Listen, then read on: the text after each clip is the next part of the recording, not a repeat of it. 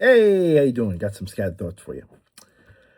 Today in history, July 9th, 1948, Satchel Paige made his Major League Baseball debut at the age of 42 years old. He had a legendary career in the Negro Leagues, and then finally, Major League Baseball let him in, and he was a 42-year-old rookie. How about that? A rookie at 42. So, one of the greatest players ever to play to play the game of baseball. So, very historic day, July 9th. Speaking of rookies, something I touched on a couple weeks ago regarding the conglomerafractor card idea, of mixing all the designs of 1 year's worth of releases into that ultimate rookie card. I got to read Victor's book. Victor has a book about rookie cards, and I'm curious if he touches on this. I know it talks about the logo, but I would really love it if we just kind of picked one rookie card as the rookie card for a release. Especially now that, I mean, Panini did it too. It's not like they weren't doing it, but Topps has, multiple releases in 1 year, and there's so many different rookie cards. There's so many different base cards and then parallels. And I understand it's like, oh, collect what you like. Yeah, I get it. But there's some of us that want to have that tried and true rookie card, whether it's for a collection, right? Because we want to collect true rookie cards, or an investment, or to flip it, to sell it. And they're just, I don't have a problem with having multiple cards. Not saying that. But it just kind of seems like we need that one top dog.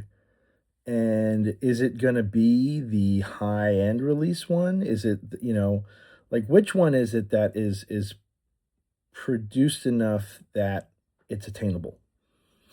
Is it is it what we did with Prism, where it's like the Prism Silver is the card. So in this case, it'll be Topps Chrome Refractor, Silver Refractor. Not the wave, not the pulse, not the X fractor, the silver refractor. Like, is that the main rookie card? Because it just kind of seems that, I don't know, the RC logo is kind of, I'm not going to say it's played out, but the rookie card's just so, oh, another rookie. Oh, that's their rookie. Okay, cool. It just doesn't have the same, like, oh, that's the rookie card. I need that. And granted, I understand there's more cards, there's more designs. Totally understand that. But if we just kind of had like a unofficial, official, understanding like we did with the Prism Silver. And if we do already and I'm late to the party, by all means, but I'm not seeing that. Everything's kind of getting priced a little wacky. Also, with the National coming up, I'm noticing a price is kind of going a little nutty right now. But I wonder if like what we're doing with that as a market and a community. And if someone has insight, by all means, I am all ears. But like right now, I'm looking at all the different Jackson Dart rookies, and I'm just like, whatever.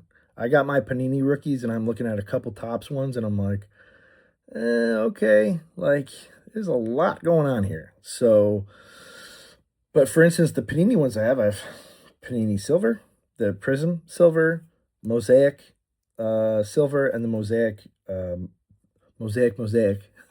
Silver. And that's that with that. So, because what got me thinking about this in the first place, I think it was the change of the logo. I was looking at some Topps 24 rookies, some Caleb Williams cards and some Malik Neighbors cards from the 24 release, and some JJ McCarthy cards. Don't sleep on JJ. And I love the new NFL and the new NBA RC logos. I absolutely love them. They look fantastic. But there's a lot of them. There's a lot of them. There's definitely a lot of them. So, but we'll see. I'd love to find out. And if we don't, I would love to kind of send a message or make some kind of push for the standard collectors. I know there's the big fish out there. They're on a different wavelength. buying much bigger cards, much more expensive cards, that's great. But for the, you know, devout collector, what's the rookie card?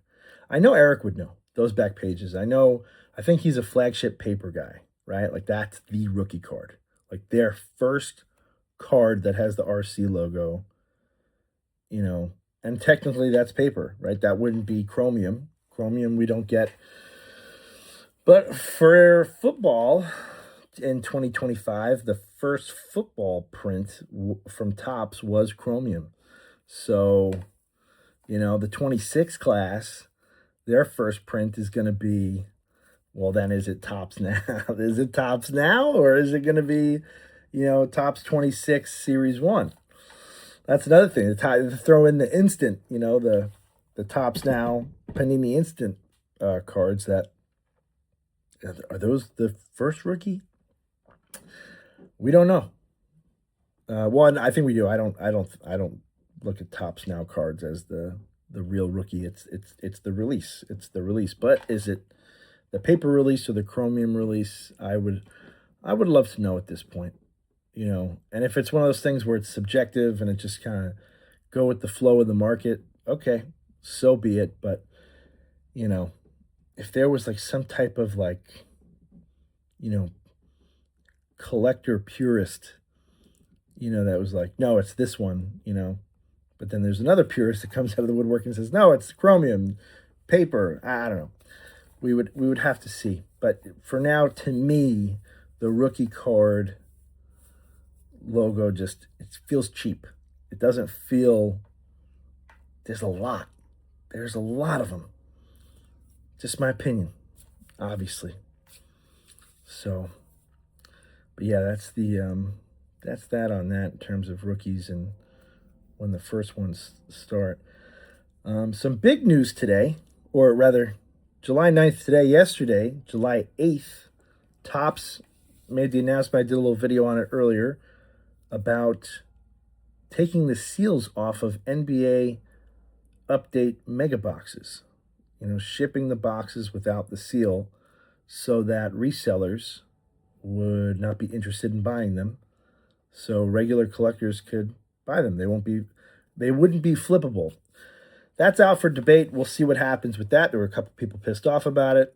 People that were either flipping them or people that were collecting them. I am someone, I'm not sure you can see that box there. I do collect some wax. I like to a couple boxes from each release, and I like to keep it over time, see if it grows in value. If not, can I gift it to somebody? That's the other thing. How awesome is that? You get a box that grows in value and you get to gift it to somebody.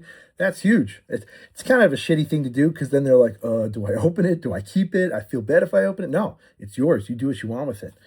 But, that's what I love to do is have a bunch of hobby boxes and value / blaster boxes just to keep on hand. Especially, look at, if you have a 2017 box of football cards, it's through the roof. It's a Patty Mahomes year, right? And then, or a 2018 box of baseball Topps cards. That's a Shohei Ohtani rookie year, so it's, you never know. That's the other thing. You can get immense value just by buying at MSRP and then just kind of storing it away and seeing what happens with it. So, but anyhow, back on topic here. So Topps is it's kind of funny what's going on right now with Topps and wax seals, and I'll explain why. A big week. One thing is official, the other one is kind of chatter. So yeah, okay. Topps makes the announcement. I think everyone had a comment to say about it. A couple people were pissed. Collectors are happy. I'm happy. I think it's a great move. However, it is a pilot. We have to see what happens. Nothing is official. There's a lot of speculation out there. There's a lot of what ifs, and that's great because we should all gather those up, and then when we actually see things unfold, find out what happens, and then is it a good thing? Is it a bad thing? If it's a bad thing, what is Fanatics going to do for the collectors?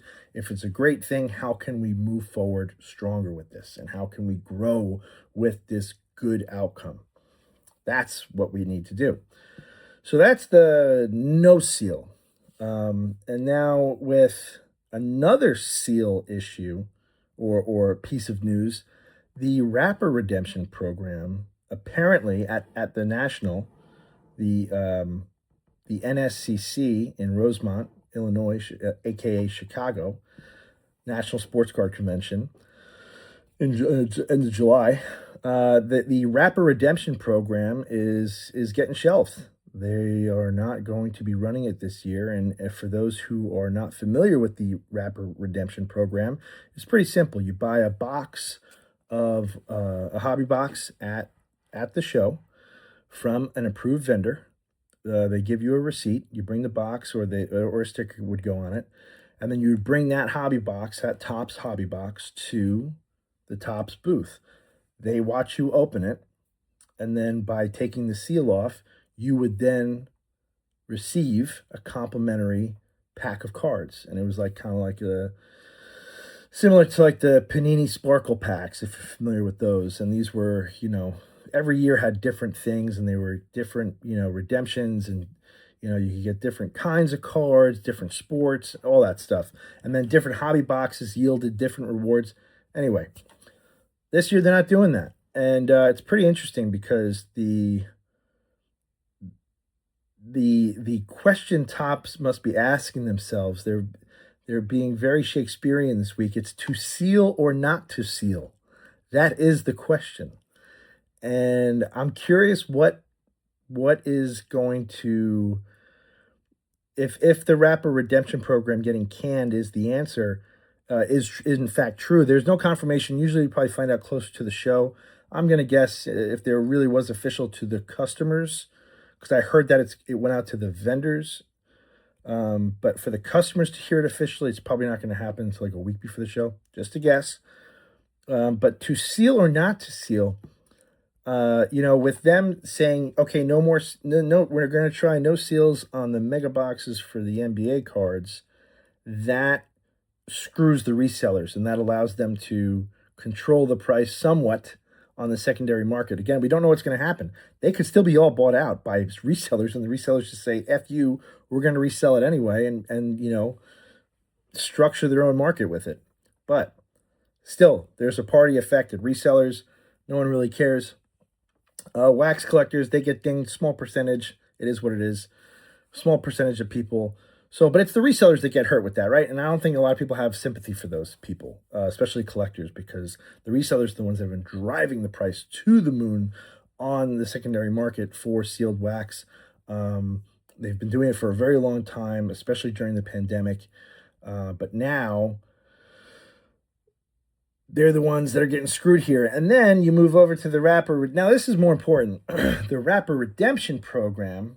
I know some people said it was a way for vendors to move wax that was the dead wax. I think it was Eric that said that, dead wax that wasn't being sold. That's a fair point.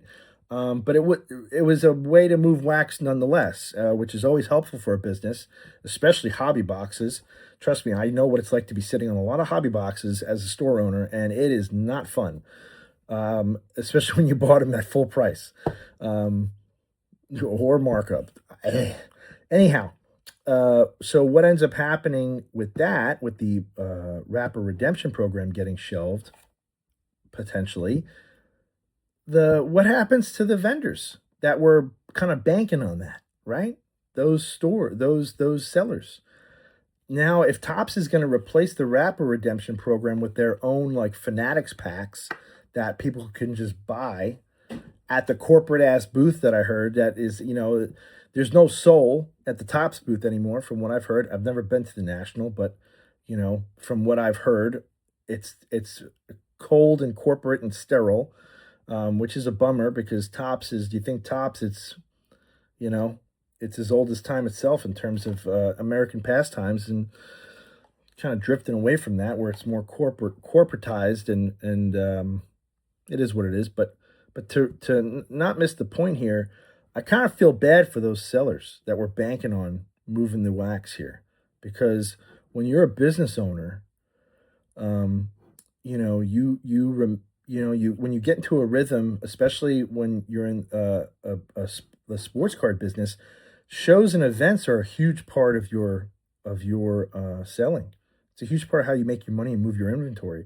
So if you're a vendor that's banking on selling those cards, whether you're a big vendor or a small vendor, I know it's mostly the bigger vendors, but still, nonetheless, you're trying to move that wax. And now it's just like, oh, you don't have that anymore. I'm wondering if there's like some kind of compensation that went, somewhere else, with the vendors and tops, or rather Fanatics. I would hope so, because I mean they were running that program for over a decade, at least 12 years, 13 years. I mean, it's been going on for a long time. So, if you're a vendor and you're banking on moving a lot of wax this weekend. So, I don't know. It's cool for the customers, I guess, in a way, because now they get to still get that pack experience, that special limited edition, pack of cards that they can buy now straight up as the Fanatics Fest packs. I think that they're going to be using from the last year's Fanatics Fest.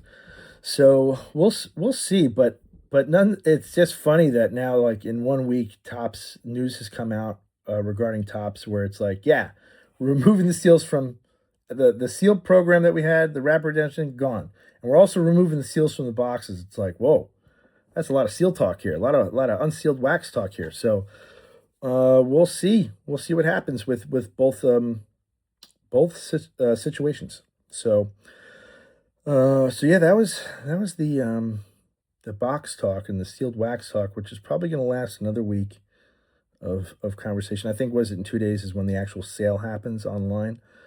I'm curious. I might buy a box. I want to see what happens. I want to see the experience, like when you get the box delivered. And also, I'm really, really curious, like what's retail going to do, right? What's Walmart and Target going to do? Are they selling these too, or is this only when you buy from Fanatics? I'm thinking it's only when you buy directly from Fanatics, because or online through Topps or Fanatics.com, because that's been the hardest, where it just sells out instantly.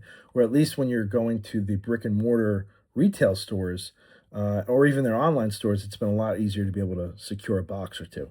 So, okay, moving forward, one more thing to talk about here, and that is regarding. Sorry, I got something in my eye. I have a spreadsheet here. It's the brightest thing ever. That's why dark mode is. I hate it when you have dark mode on and then you open up a spreadsheet that is still white, but the border's dark mode. And you're like, ah. There you go. It's so much better. Moving on to the final thing I want to talk about. And this is kind of, I think this is kind of humorous, but it's also like the last piece of relatability to baseball. I think and what got me thinking about this was I was listening to Don LaGreca from ESPN Radio, the great voice of the New York Rangers, and he was talking about how baseball is the most unrelatable sport to the fans. And he had a great conversation. What he talked about was more about like how the game is played. But then I started thinking about it too, and baseball it's not overproduced, but it is overanalyzed. Sometimes when you're watching a game, and in terms of like what all these metrics we're talking about here, and I'm not complaining about this either, because I am someone that deeply loves analytics, and I love when numbers can tell a story. But sometimes we get so caught up in the metrics of what these players are doing that it feels like the game is being watched under a microscope. And not to take away from, and I'm playing fantasy baseball this year, and the amount of numbers and stats compared to when I played. Last time I played fantasy baseball was 20 years ago. I'm playing this year in the Strike Endo Out charity league. It's freaking awesome. So much fun. It's competitive. It is great. I'm right in the middle of the pack too, so I'm enjoying it for now. However, it really feels that baseball just being, overanalyzed. It's everything is there's some metric for everything, and I get it. With as time has gone on, competition has broadened, so we needed to fine-tune the metrics to really find out who was the best and who truly had talent that applied to the current game. Makes sense, I get it, but it's just become, a little bit nauseating at that point, and where you just kind of want to watch a game for the sake of the game. Some of the best sports events I've ever been to is a quiet pitcher's duel where you just go and sit down. It's a beautiful day out, so especially on the weekend. I do this at Yankee Stadium all the time. I get seats for $6. Go to Yankee Stadium, sit there by myself, nice breezy day. Some of the best times I ever had as a Yankee fan. But the point I'm trying to make here, really roundabout, I took the scenic route here. With all the analytics and all the all the hoopla, if you will, it's kind of funny when you hear a batter's song being played out of nowhere, and it's like 6 seconds, and you're like, "What the hell was that?" I remember at Yankee Stadium, it was always so weird. You would hear like Nickelback or some song, and it just cut, and you're like, "What the hell? Like, what is going on?" And it's kind of funny though, because that's like the player's signature in a way. Like that's their personality, or that's who they want you to think they are, or that is actually who they are. It's like that song embodies them, or they pick the song because I've heard their kid likes the song, or they let their kid pick the song, like whatever it may be, right? But it's kind of funny where it's like that little 6-second window is just like, it's like a 6-second window of like relatability, because it could be a song you like, or it's a song that makes you think of something else, or someone else.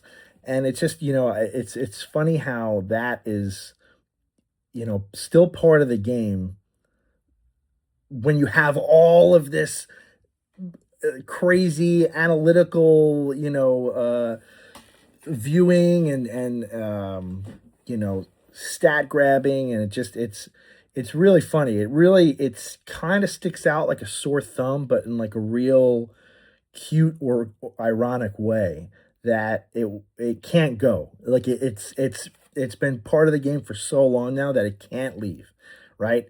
And then on top of that, you have the closers that get like a WWE entrance, and that's awesome. Like the Edwin Diaz one when he was on the Mets with the that was bad. I'm getting chills just thinking about that. That was bad ass. So, by the way, he is still on the DL. He just started live batting practice, pitching against live bats. So, if he is free in a fantasy league of yours and you have an IL spot, pick him up, because I think down the stretch after the All-Star break, he's going to get back to closing games for the Dodgers. Just throwing it out there. I'm thinking about it. So, but yeah, it's just funny, man. Like, everything in baseball is measured, and then you just have this song. It's like, how do you measure that? You can't. It's a beautiful part of the game that's just, it's like the thing that the player truly owns. Like, whether they strike out or hit a grand slam, that's not going to happen every day. But what will happen every day is their song, and it's theirs, and that's their signature, or that's what they want to share with you. So I think that's really cool. I think that's something that's got to stay, and it's I know there's a lot of people that don't like it, but I don't know. It's like a quirky necessity at this point. So if you made it this far through all the rambling, I appreciate it. If you liked the video, give it a like. If you really like the video, share it. And if you like what you see overall, follow along. And I can't wait to share more of these thoughts with you. All right. Also, in 4 days, new fantasy sports segment called No Weeks Off. Every Monday, 7 a.m. Eastern Time, I'll have a video out that sets you up for the week for all fantasy sports. So if you're someone that just likes to play fantasy sports, all kinds, this is the video for you. Or you just play one sport, still works. Anyhow, thanks again for watching, and I'll talk to you soon. Ciao.